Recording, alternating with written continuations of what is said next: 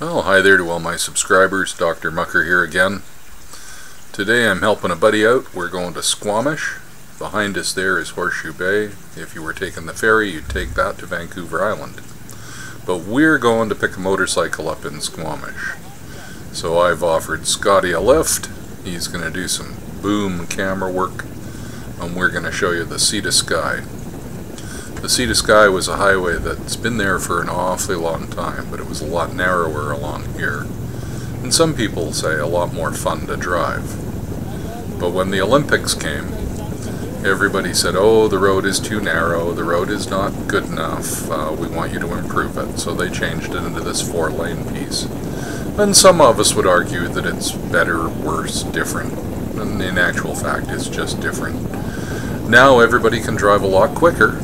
And they do, and consequently we don't have very many radar traps on this road at all. They prefer to use helicopters. It's way more efficient. They just scope you and say to the guy at the other end of the road, watch out for the little blue whatever, he'll be coming along shortly.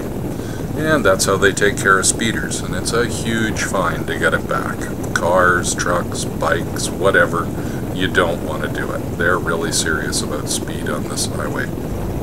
I personally like the new curves and the new smooth bits. There's no frost heaves yet, and hopefully there won't be for many years to come.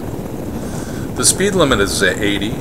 Traditionally most of us do 90, 95, and nobody bothers us. But come ski season, believe it or not, everybody will be doing 120 or 130. And the only ones they pull off then are the ones doing 140 and 150. And we do get those crazy guys. They just have to have an extra cold beer and another run on the mountain in the wintertime or whatever. But I'm a fairly steady driver. I prefer to do the speed limit plus about 10%. Not 10 kilometers an hour, not 10 miles an hour, 10%. That was what it always used to be. If you were doing 30, you were allowed 3. If you were doing 50, you were allowed 5. If you were doing 100, you were allowed 10. None of this 10 kilometers over the speed limit thing. None of the 10 miles an hour over the speed limit. Anyway, this is the reason we like driving the Sea to Sky Highway, is because of this view. Both directions is glorious. Sunset can be stupendous. Sunrise is a little cold, and later in the season or earlier in the season you can get a lot of frost in the deep shadows, and we lose cars and motorcycles here quite often in the wintertime because people overdrive the road because of the conditions. I never get tired of the view here. And yeah, I don't look at it a lot, I glance, primarily because of the other drivers on the road. But it's a nice piece of road. Scotty doing a little boom work here for you. We discovered that you could quite easily use a 12-foot boom, and it gave you quite a nice angle with the GoPro in the middle position. I run all my GoPros in the medium rather than the 170 or the 90. I prefer the 127 and the new GoPro 2s. Gives you this look mirror to mirror when you wear the chest harness. But I mean, how could it get much better than this? I mean, if you're a sport biker, you can see all the road and you can just crank it until you hit redline, or until you feel the pucker factor go beyond control. I know that's pretty much how I drive these days. If I get that old pucker feeling, I untwist the throttle. I just don't enjoy it as much as I used to. I suppose that's because I've realized I'm no longer immortal or indestructible or whatever you want to call it, but road rash is a reality. My father, who was a biker, always said there are only 2 types of people, those who have had accidents and those who are going to have accidents. I've dropped my bikes over the years a couple of times, luckily both at 0 miles an hour, so parked over top of a puddle and couldn't put my foot down, and crash, you're on the ground, all the silly stuff. This is one of their favorite places to put radar these days, if they do put it up. This is Lions Bay. It has just an incredible view of Howe Sound. There you go, Scotty's going to show it to you there. But yeah, as you come around these 2 sets of corners, they like to put radar here. You can see the guy beside us has just gone through it a little above the speed limit. Hey, we don't care. We're in the slow lane. You can go around us. I don't mind one little bit. Over my years, I have collected very few speeding tickets and very few accidents because of the way I drive. I just cannot be bothered to be that aggressive jerk that everybody hates. But yeah, they like to put the speed trap right here, just as it goes around the corner, and they park all in the shade there, and then they just step out. Now they use the automated sign as a reminder, and as you see, I went through 60 at 64, so ooh, big deal, I'm speeding. Oh yes, another one of Scotty's unusual camera angles. But it does break things up, it gets a little monotonous, and we're only 5 minutes in, and I hate to tell you, but there's 30 minutes of this road. And that's at highway speed. We haven't cheated, we haven't done anything like that. I suppose I could speed the whole thing up and make it sound like the Chipmunks, but it wouldn't improve anything.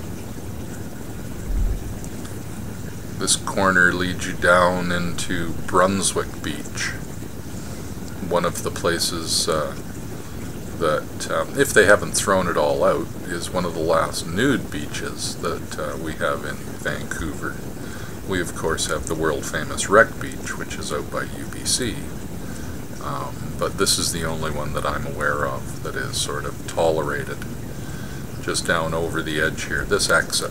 If you took that exit, you'd be able to park and then walk down to the beach below, and that's where you'd swim or suntan. Yeah, I remember in the old days we used to walk down the road here, and you'd get down to the railroad tracks, and because there was no public beach, you'd walk along the railroad track for about 1,000 yards, and there was this private little isolated bay that we would all go to, and all kinds of frivolous things could take place, but the big one was that it was usually considered a nude or a topless beach at least, but all the people I hung out with all preferred to be naked. That was the way it was in those days, and we didn't like going to Wreck because it was too crowded. This was a little bit more remote, and because it was on a federal highway, not a provincial highway, it was patrolled by the RCMP, and they didn't have enough of them to worry about the few nudists who were down on the beach, so they generally left us all alone. It was a great way to spend the summers when we were old enough to drive, but young enough not to need to work. The whole highway, even now that it's been improved, still requires respect, or else you will bite it in the ass on one of these corners. There are far too many construction trucks who carry sand and gravel not to be careful about what could be dumped in a corner ahead of you, even if you drove the road a day ago. The conditions can change quite dramatically here. So we're always very, very careful. Not to say we don't enjoy the road. I mean, all the twists and the bends and the views, and now that it's been improved, according to the highways people, straightened out to the point where you can drive it a little quicker, well, it's a pretty cool road to ride. Like I say, the sea to sky, what a great name. Some parts of it are at sea level, and then other parts of it actually are so close to freezing that you can get snow at the oddest times of year. Right up by Furry Creek at the far side of Britannia that we go through. It can be two entire weather patterns. One side will be sunny, the other side will be deep rain, and at the crest you can encounter snow or hail, even in the summertime. So it's pretty odd. On a day like today, we're not likely to encounter anything but sunshine. But yeah, that's the view we get. It's amazing. It is always gorgeous. Sunset sets out over that range. That's the Tantalus Mountains on the left that still has the snow on them out there. And they're a pretty high set of mountains. Nobody skis them unless you backcountry ski into them or heli ski into them. Pretty remote kind of stuff. A lot of bikes on the road today. This is always an interesting corner. Right at the crest here we go over Deeks Creek, and there's always about a 5 or 6 degree temperature change as you go over the roaring water here. You always know when you come around that corner. And in the wintertime, if there's going to be frost, that will be where you will encounter it. This piece, they actually straightened the road out by drilling a hole right through the mountain and knocking the corner off. It used to go round the outside to the left, and now it goes through. You can take a mountain down. It's pretty easy, just lots of dynamite. See, here's the piece they removed entirely. We used to go around on the left side of that narrow little 2-lane blacktop. My next door neighbor used to say, well, there was enough room to have 2 logging trucks pass there, so the road had to be wide enough for cars. He was an old logger who used to work in Squamish.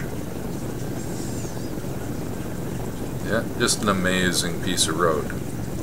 This section of the Sea to Sky is about 30 minutes long at the posted limits. And after you leave Squamish, it's about another hour to Whistler, hour and a half to Whistler, which is the big ski area locally. And on the other side of it is Pemberton, on the Pemberton Valley, where we have geothermal hot springs, which is always really cool. You can go out and ski in or hike in. There used to be a road, but it washed out so many times that the government finally said, nope, we're not putting the bridges back in. You can't go there. So if you own a dirt bike or a cross bike, you can get in from the back side, but you have to GPS it through the old trails. I understand a couple of the outdoor clubs have started doing that. This is a nice long view as you come down towards sea level. You get to look up Howe Sound all the way to Squamish. The trick here is it goes from 2 lanes into 1 after this little right-hander into a left, so you have to keep your eye open, make sure you're not going to get squeezed out at the last minute here. But that's the new highway, and then this is a bit of the old highway that's been resurfaced and widened to shape, but you notice it's only 1 lane wide in each direction because they felt that it was enough. But the view is still there, always. And you may have noticed that a couple of seconds ago I said coming down towards sea level. Well, we're still a good 500-600 feet above the water at this point, so if you leave the road surface, there's an awful long sploosh before you hit the water. It doesn't happen very often anymore. All of these bump things down the side and in the middle that are supposed to wake you up as you leave the road, I don't know whether you can see them there, they look like little tiny gray dotted lines. I personally think if you're that tired, you should pull over and take a break. You can see the 2 sources of water out there. The blue is the salt water, and the creamy white water out there is the spring melt or summer melt from the glaciers. The 2 eventually become 1 color, but at this point they're still quite easy to differentiate.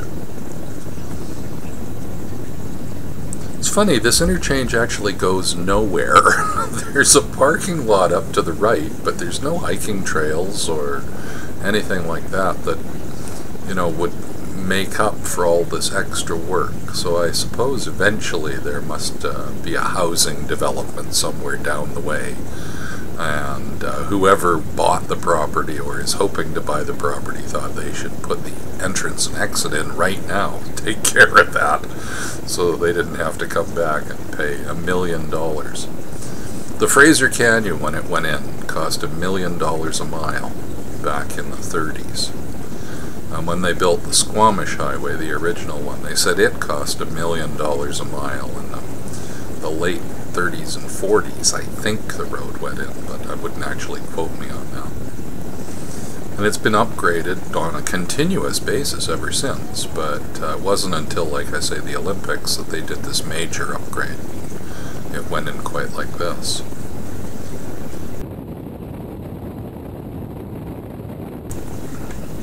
This used to be the section of highway that they kept the salt shed in.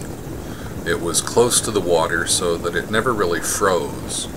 And there was also an old docking arrangement here that they could actually bring supplies in, worse come to worse, if the road had been closed in either direction to this point. So this was actually Porteau Cove. It's now a marine park for divers. Apparently quite famous around here. I'm not a diver, so I don't know. But now we're back right along sea level, within 20 feet of it. Really big winter storms have been known to actually splash out onto the road on the rare occasion. All of the chainmail that hangs down the right-hand side is to stop the big debris coming onto the road in the fall when it comes. The fall. The autumn. In the autumn.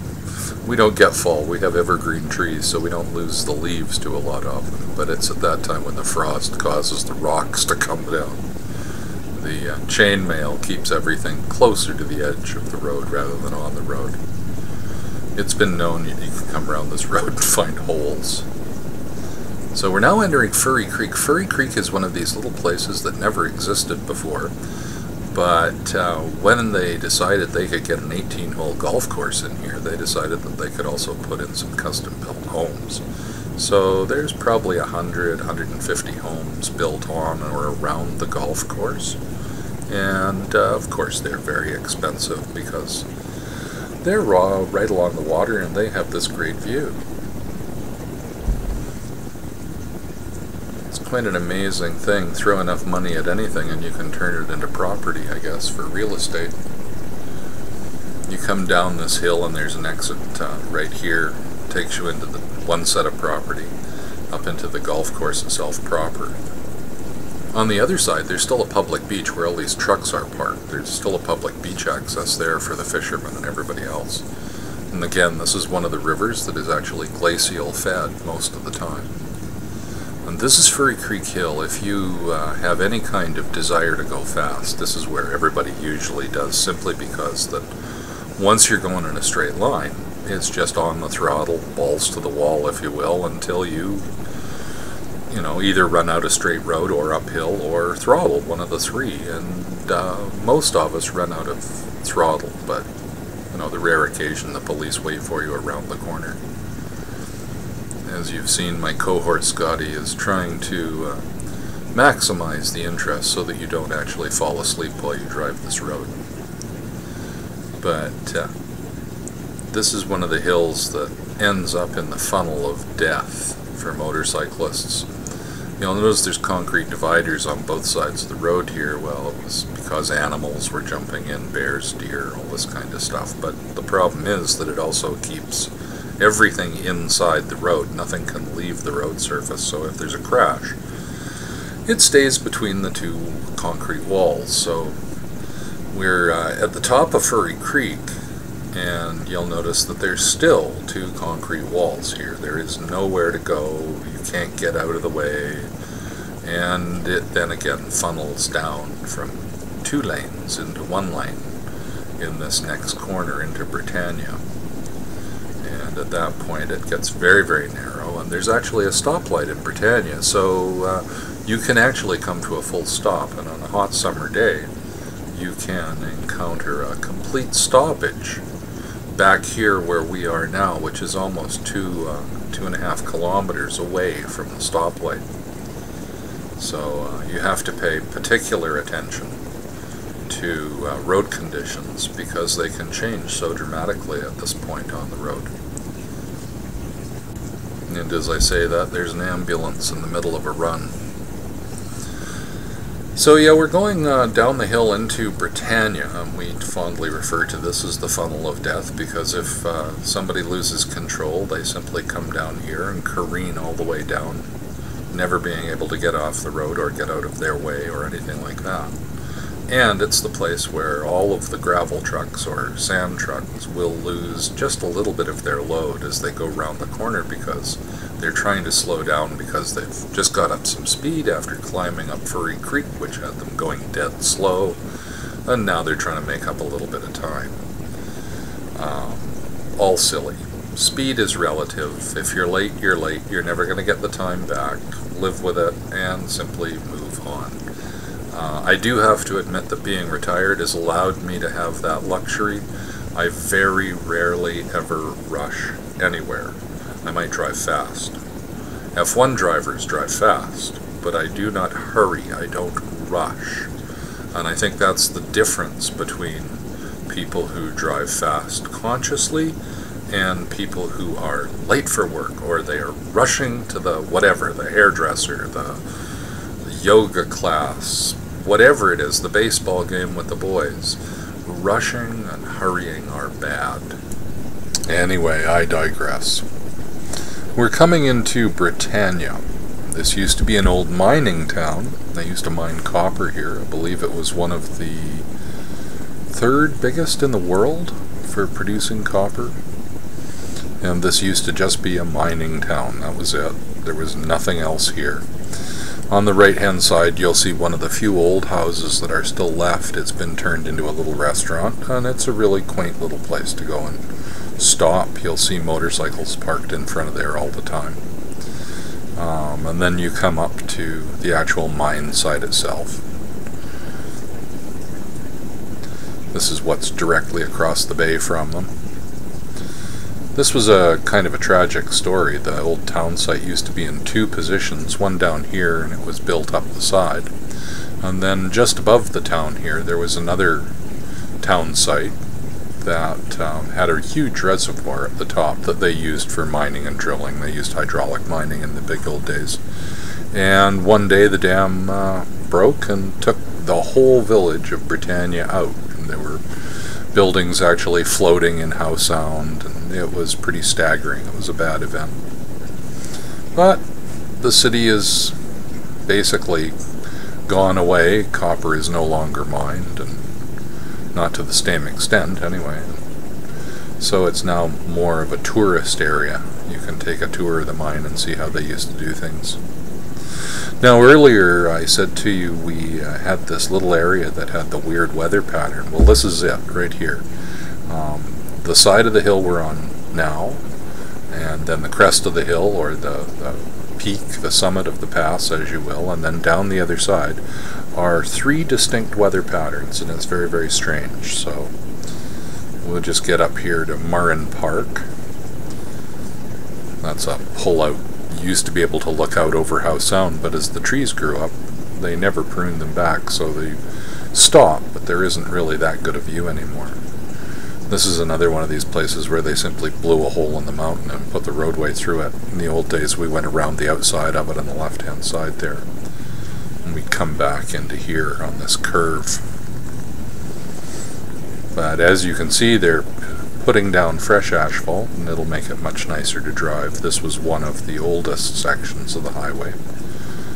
It had been improved the most recently, so when the Olympic Committee demanded they upgrade it, this was one of the last ones to get done, and they're still doing it. So, on the left is Browning Lake, or Murrin Park. There's always been an odd sort of distinction about that. But it's a lake that gets very, very warm, so there's a lot of swimming here, and it's a stocked lake, so if you're over 60 or under 6, you can fish in there for free. But all the way around the place is bouldering, great bouldering for training for mountain climbing and things like that. So we have quite a lot of people who will come up for the day and just boulder. No driving of pitons or anything. All the routes are all marked. They're all practices. They're not very long pitches. But they go all the way from bouldering all the way to class 5s, right there beside the road and not very far from the road.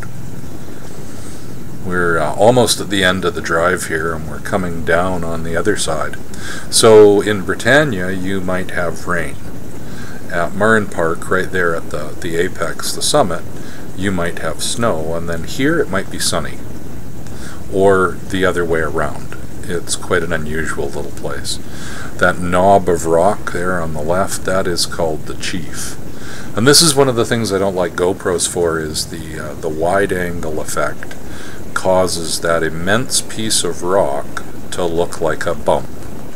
And it is a huge mountain. I mean, this is one of the places where the climbers come to practice and climb for this place, because it is so So big. One day I'll have to go and just do a video of the climbers climbing on the face with the new Canon SX50 and show you how close you can get. You'll be able to watch the sweat drip off their faces. This thing's a pretty cool little travel camera, 28mm to 1200mm. So we kind of like it. It's what we take when we go to Belize and anywhere else. It does everything fairly well. I mean, I'm not going to try and say it's a pro-level camera, it's not, but it stops having to carry a bag of lenses around and all the rest of it. I still carry a tripod, but oh well, we can't have everything.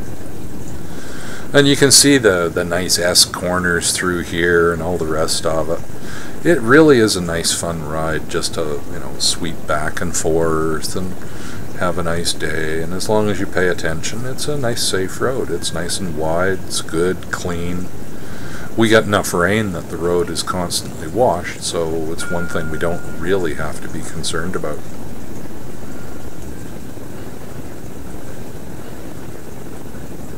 We're coming down into Shannon Falls. They're actually talking about putting a cable car into the top of the mountain so that tourists can go to the top of the waterfall and see it. As with everything here on the west coast, as the trees grow up, the view is obscured more and more. You will see a fair bit of it, but in the old days, I keep on using that term, but it's true, when I was a kid, the trees were much smaller. This area had all been logged off, and it was easy wood. So, you know, they took all this out first. Amazing thing to say that everything that you see in front of you is all second growth, and in some cases third growth. None of this has been planted by the logging companies. This is the old style where nature has replanted it all by itself, and you notice it hasn't done too bad a job. I mean, we're talking forestry that is 60 years old at this point, and the trees are a decent size. Anyway, again, I digress. On the left we have, it used to be called the Klahani Inn, I think it's now called Dolly's. It changes hands fairly regularly. And there on the right we have Shannon Falls, which if you take the time and stop and walk up to the bottom of it, you only see the bottom 50 or 60 feet of it. But if you could see it from our side of the road, you can see all the way to the top, and it's quite incredible. And in the wintertime it can freeze, and the guys actually ice climb on it, which is extremely dangerous. Here's one of the new cable cars they are talking about utilizing and going from right here in this parking lot up the side of the mountain to the top of the edge there, to the ridge. The right hand side, that is the chief. Well, actually I suppose that's officially the skirt. The chief is the flat bit above it. But it's quite an amazing chunk of stone. In the right light you can actually see a face on the other side, and it's quite obvious: the nose, the ridge, the eyes, the mouth. It all stands out quite easy. So we're finally coming down into sort of Squamish. Everything's winding down, and our trip is almost to an end here.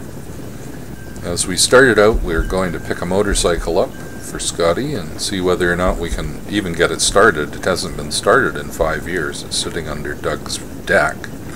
So the first trick is that front wheel is seized so bad on the brakes that it's going to take the three of us to drag it out from under the deck, and then we'll see if we can get it started.